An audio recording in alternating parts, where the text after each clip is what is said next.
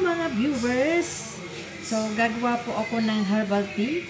So, ito po ay aming iniinom sa umaga man o sa araw. So, ibibigay ko po sa inyo ang mga ingredients at ano ang maidudulot o ano ang pakinabang dito sa ating herbal tea aking gagawin. So, isang luya po. Ito po ay para sa inflammation. Pag kayo ay may nararamdamang sakit sa katawan at pampalakas po ito ng katawan. Ano po? Pampaiglas ng katawan ang luya. Inflammation. Ang next po ay dahon ng guyabano. So, naganda po ako ng 5 dahon ng guyabano. Ito po naman ay antioxidants.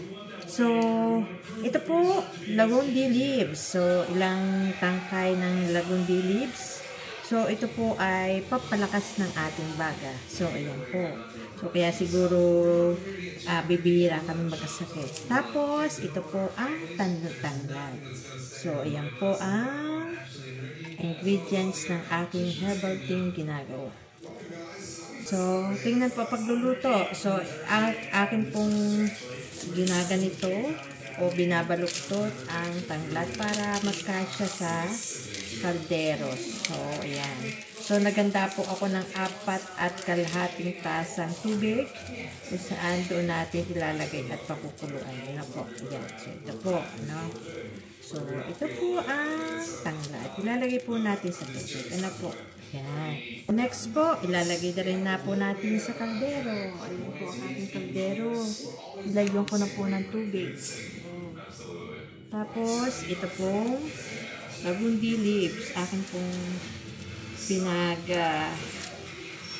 didikit-dikit o kaya sinasalikop para po magkakasama sila.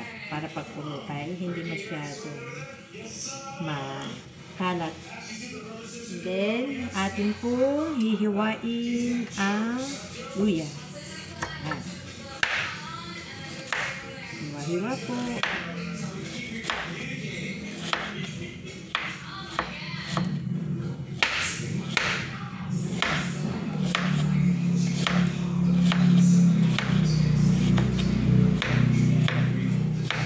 Alam po pagkagawa ng herbal tea.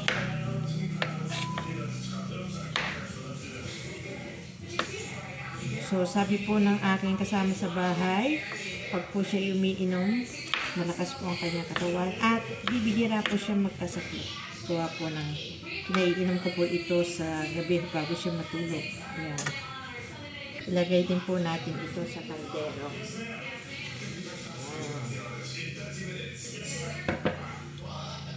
Then,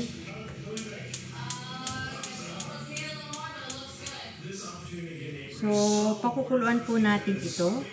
At pag nakulo na, ayaan po natin itong kumulo ng mga 10 minuto. Tapos, yun na po ang ating herbal. Ang lemongrass po pala ay panlinis ng ating mga lapay na internal organs. Ayan po siya. Wait, na po natin kumulo. Yan, kumukulo na po siya. So, ayan. So, ito nga po pala ay maganda rin sa may diabetes. Nakakapagpababa ng blood sugar. So, ayan. Iyon po ay pwede nang inumin. Mas masarap po itong inumin kapag medyo mainit-init. Ang bango po ng kanyang amoy.